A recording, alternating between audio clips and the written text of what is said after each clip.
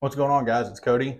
We're going to show you the introduction to the 1952 Ford truck we got here. Let's dig into it.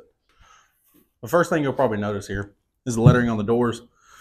This is all hand painted, not a sticker. So a lot of the older people that'll be watching this video will understand that. A lot of the younger people don't understand that. Whenever they're at a car show, everybody's trying to pick their fingers at it and everything, trying to scratch sticker off. Well, this is actually hand painted. But the lettering on the doors was done by a buddy of ours, Lando Reynolds. This is the last truck that he did before he passed away of cancer. While he was doing it, it took him about a month to do it. He would do one color and then leave, go home, do another color, and then leave and go home. And we didn't know the fact that he was battling cancer at the time. He was trying to keep it real quiet. So about the time he got the truck finished, he actually went into the hospital and didn't make it much past that. About a month later, he passed away. But this is the last truck that he did the lettering on the doors of before he passed. So this is real sentimental. Part of the reason why I won't change the patina. If I do, I'll wind up buying other doors and I'll hang the doors up somewhere. But as you can see, it's got one piece glass. Just did the installation on that. I wasn't planning on filming at the time.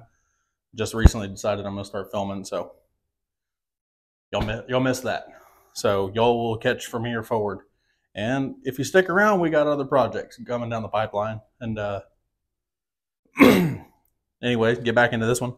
We got a 305 small block in here. This is actually it had the flathead originally. It had a built small block in it. Cannot give you any details on it. The first small block Chevy that we put in it came from a friend of ours and told it was a runner, told it was a super hot little motor. And there was something wrong internally in it. We could never figure out exactly what it was. At the time, I was real young, didn't have any experience with tearing into a motor, so wound up kicking that one down the road, put another one in it. And whenever I put the second engine in it, it came from a rebuild shop from here in Houston, where we're located.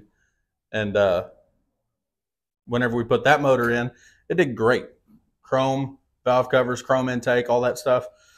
And the truck hasn't been to very many car shows. The only few that it's been to, it's been trailered to.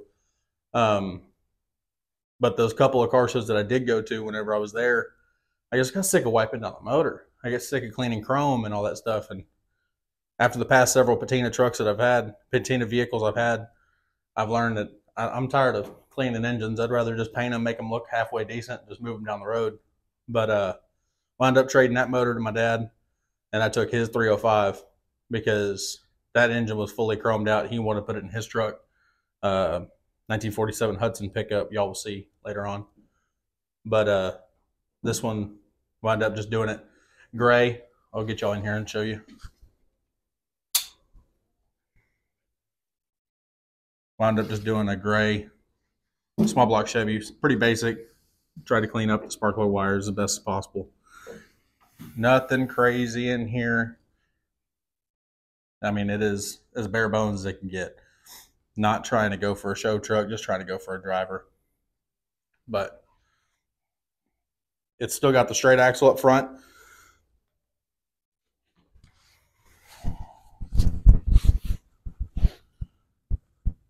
And you can see I just recently put in the steering stabilizer. They do not make a steering stabilizer for this truck.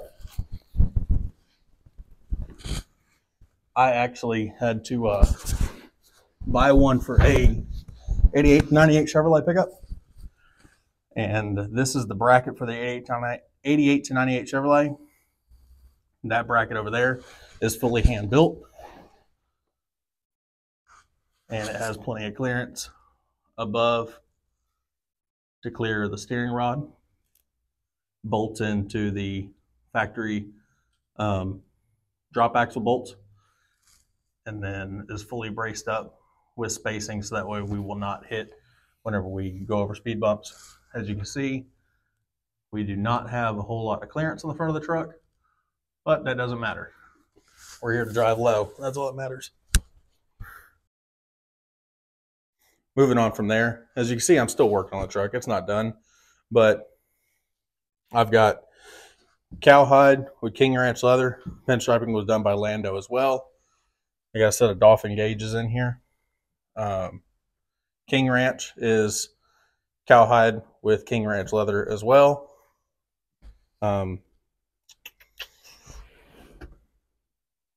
Pretty basic interior. My shifter boot is a old small block Chevy oil pan.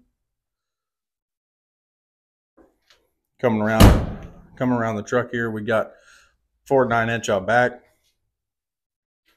And I plan on doing a little bit of towing with this truck. I plan on making it the truck we use to haul everything on the channel. I've got a dually sitting outside, but man, it's funner and cooler to drive around in old trucks. But as you can see here, I've got Model A taillights, the old stop script.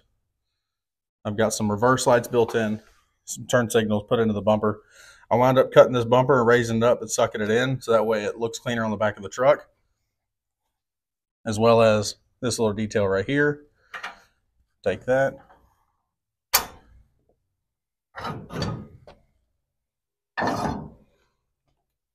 Got your receiver hitch all hidden behind. That plug right there is for the license plate light.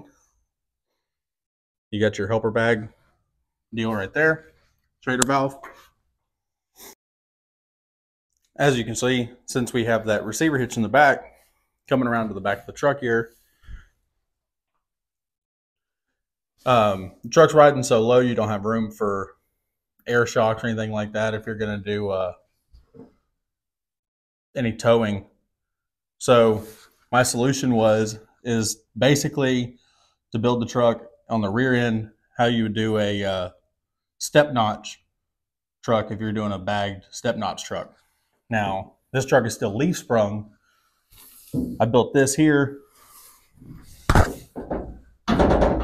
and you have your bags underneath. No, the bottom mounts are not welded, so they've slid around a little bit. I don't have my welder here. I have my welder at the shop. So once the truck is done, I'll have to load the truck up, take it up there, and finalize that. The rest of the stuff I either build here or on my lunch breaks at work. But built this little deal right here.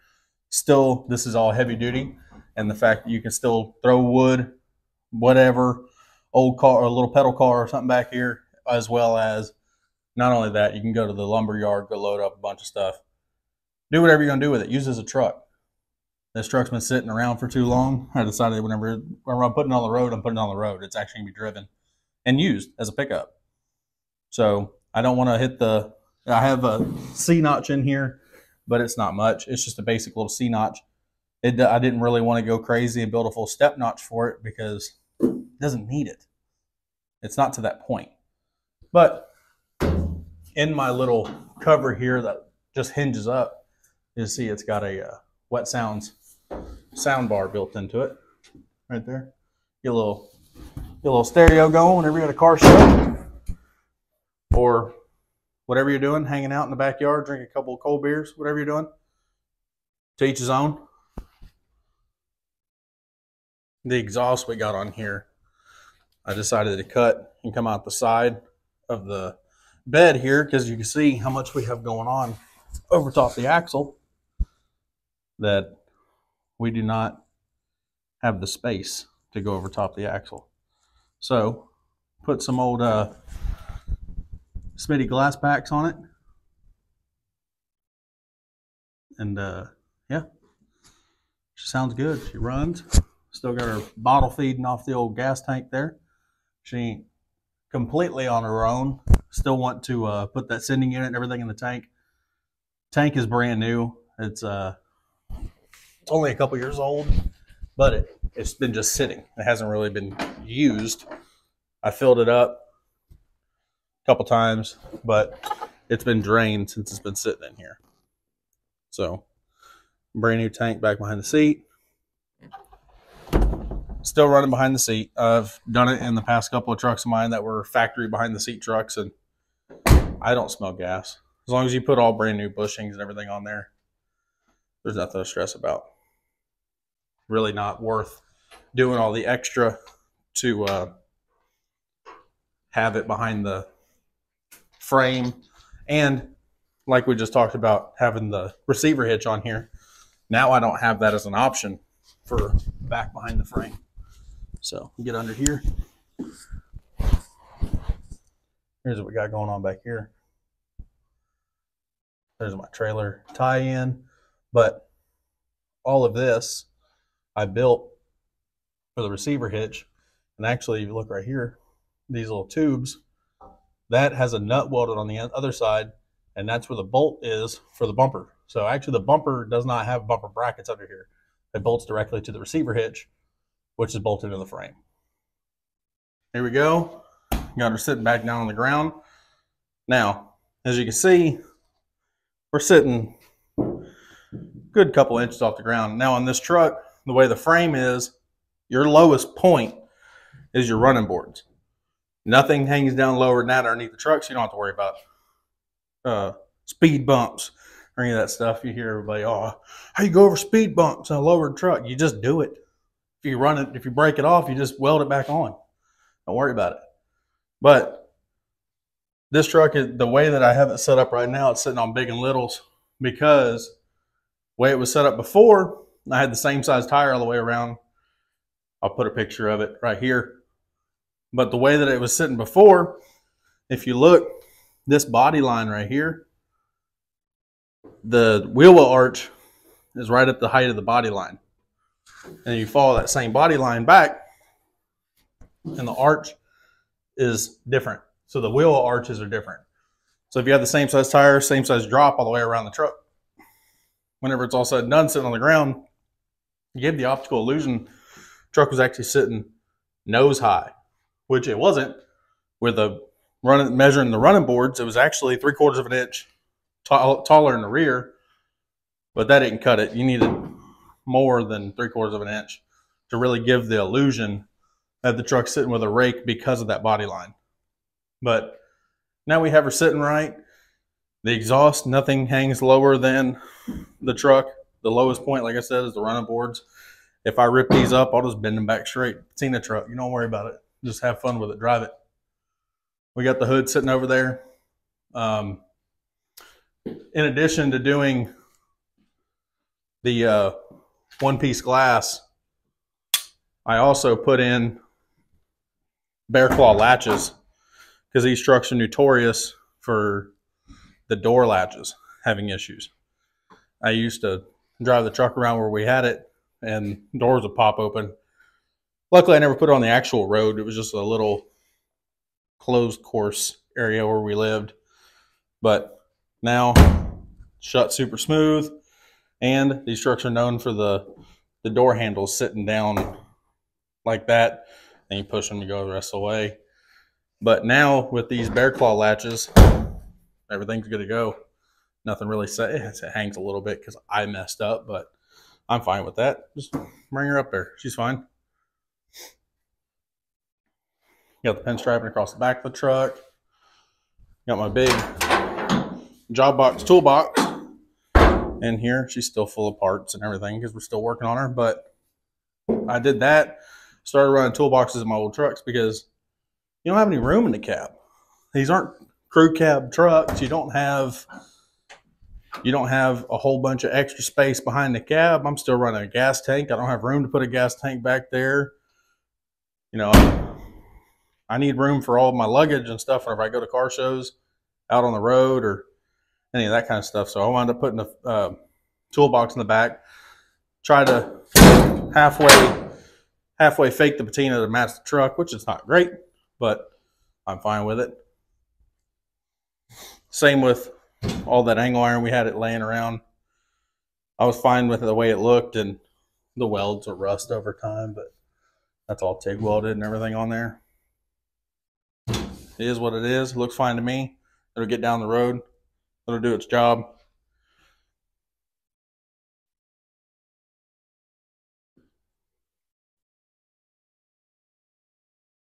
But there she is. 1952 Ford F1. The Chicken Ranch truck. She's been affectionately named in my family as the Chicken Ranch truck.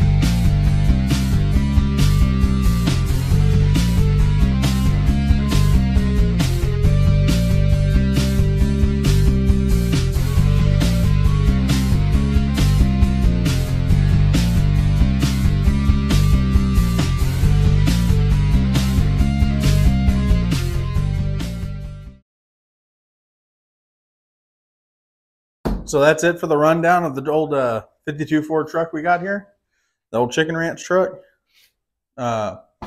Be sure to stay tuned as we wrap this truck up and get everything finished on it. We got to put the brake system in it. Brakes. Final check everything. You got a couple little last wiring things to touch up on the inside. This truck is pretty much ready to go down the road and go use it to go pick up our next one. And like I said, we got a couple more coming down the road on this channel. I should have started this whenever I started on this truck and gave y'all more content on it. But I'm sure we're going to do a lot more changes and everything on this truck as the time goes. I actually have another motor in mind for it, and I just put this one in. Already got another one in mind for it that I would like to change out at some point, time given. And I know for a fact I already mentioned the Hudson pickup. I've got a station wagon that I've got a 390 we're about to pull, go through, hop it up. Got a bunch of hop-up parts for it, some Cobra Jet heads, cam. Man, there's all kinds of stuff I got for that motor to go through it. Changing the automatic transmission that's in it from a 3-speed automatic factory going over to a Ford AOD transmission behind the big block. So still get to keep that old big block motor in it, but putting the overdrive behind it. That car's already got the 9-inch and everything. I've already gone through it. It's got full of disc brakes and all kinds of stuff. But that one will be right after this truck is finished. We're jumping into that one. I already mentioned the fact that we got the Hudson, and we got about 2 more after that lined up already. I mean, we've already got maybe through the end of 2024 figured out. And I know I've got a handful of other projects and little come up things here and there that will tie into everything. But stay tuned, have fun, and come back, check us out, see what we do next. Like I said, next we got brake system to add to it. And then after that, she goes down the road and we get digging into the next one. So like I said, y'all come back and do all that stuff they tell you to do at the end of YouTube. You know what I'm talking about. You know what I'm saying. Don't make me say it. Don't make me tell you, like, share, fling the video to somebody else. Don't make me do it. Just do it on your own.